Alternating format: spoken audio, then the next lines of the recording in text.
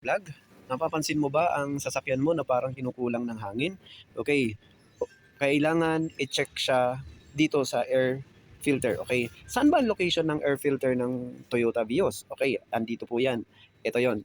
Sa ibabaw nito nandun ang map sensor. Hindi mo yan gagalawin. Ang gagalawin mo lang ito. Ang location ng air filter dito, andito sa loob nito. So, open mo to.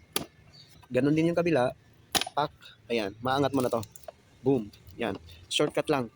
Ayan. So, madudukot mo na siya. Ito. Yan. Okay? So, tanggal na. Okay, kaya ako magpapalit dahil lumampas na siya ng 20,000 kilometers. Okay, so dapat ito, 15 to 20,000, andyan lang siya. Pero ito po, halos na ano ito, ng 20 to 30,000. So, hindi na po maganda ang ano niya pagka nakaon ng aircon at parang kinakapos siya. Okay, so kahit anong gawin mo ditong linis kasi masyadong dikit-dikit na siya. Kaya ang nangyari, bumili po ako ng bago kasi papalitan ko siya. Ito po yung ginamit kong brand. Ayan. Ang number niya ay MA1034. Ayan. So, ang ano dito ay maganda daw protection doon sa heavy traffic at saka panggamit na rin sa highway. Ayan. So, parehong-pareho ito. Yung magkaiba lang ng kulay. Okay? Ito yung luma, black. Ayan. Ito luma. Ito ngayon yung bago. Ayan. So, papalitan ko na siya kasi nakakalampas na siya ng 20,000 kilometers. Ayan. So, ito yung loob niya.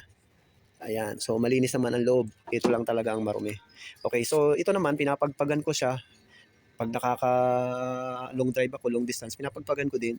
Pinapabugahan ko to. Pero dito talagang ano na ako kasi kailangan ko na siyang palitan. Sobra-sobra na ang serbisyo nito sa akin. Ayan. So, palitan ko na siya. Okay. Ito yung bago. Ayan. So, pinunasan ko siya. Okay.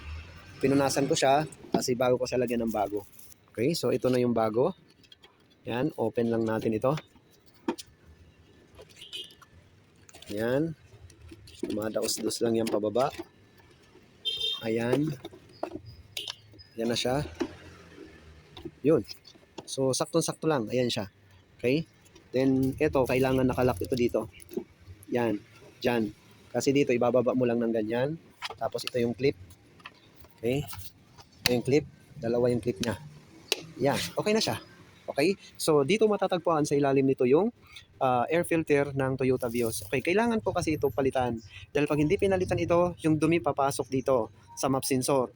Pag nagbara yan, magkakaproblema yan. Ang iba naman lulusot papunta roon. Yan, papunta naman sa throttle body. Pag dudumi ang throttle body, pag nagdumi ang throttle body, magkakaproblema ka ulit. So dapat dito pa lang kasi dito nagsisimula ang dumi, kaya dapat dito ka maingat. So yun lang po, dito malalaman, dito mo makikita, dito mo rin malalaman kung may problema ang sasakyan mo. Tingnan mo baka dito lang din. Okay, wala pa doon. Okay, baka dito pa lang siya. So paki-like na lang at paki-subscribe para lumago yung channel. Maraming salamat sa inyo po. God bless.